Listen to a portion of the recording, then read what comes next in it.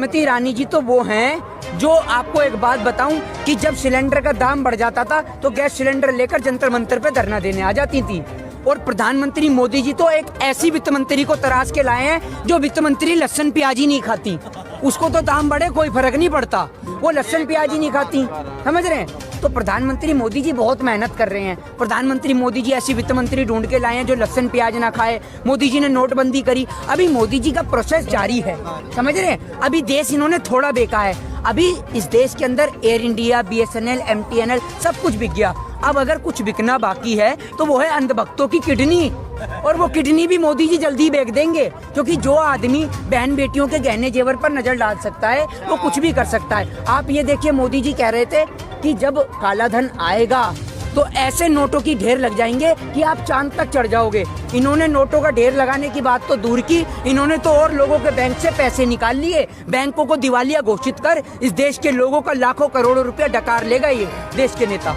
देश की दलाल मीडिया अंबानी अडानी के चैनल हैं सारे के सारे। वो पौने 2 आंख वाला बाबा रामदेव जो उठक बैठक करके उसने पूरा देश लूट लिया, समझ रहे हैं, पूरा देश ही खा गया वो। उससे कोई पूछे, उस पौने 2 आंख वाले बाबा रामदेव से कि भाई जब तू रामलीला मैदान पे धरना दे रहा था तो जब पुलिस ने लाठी उठाई तो तू बुर्का सलवार और कमीज पहन के क्यों भागा, वहीं उठक बैठक ही करने लग जाता। उससे कोई पूछे।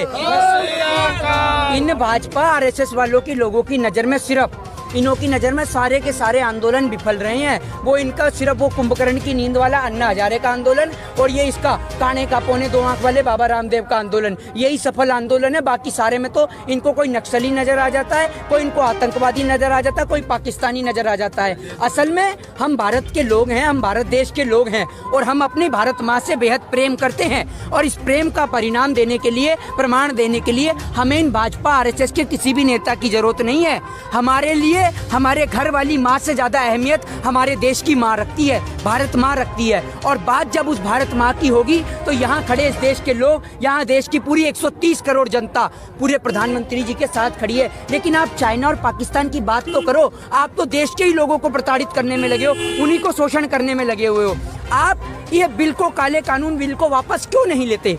आप क्यों नहीं ले रहे हैं इसको, बिल को वापस? और आप इतना ही पता है आपको बिल के बारे में तो आप ही किसानों को समझाइए। अपने रेल मंत्री पीयूष गोयल को क्यों भेज रहे हैं, या कृषि मंत्री को क्यों भेज रहे हैं, नरेंद्र सिंह तोमर को? जब आपको ज्यादा पता है तो आप ही बताइए ना, आप ही ज्यादा पढ़े लिखे हैं। अब मोदी जी ने इतनी मेहनत करके दाढ़ी बढ़ाई है, पूरा देश डुबा के दाढ़ी तो बढ़ाई है कम से कम, ये भी शुक्र।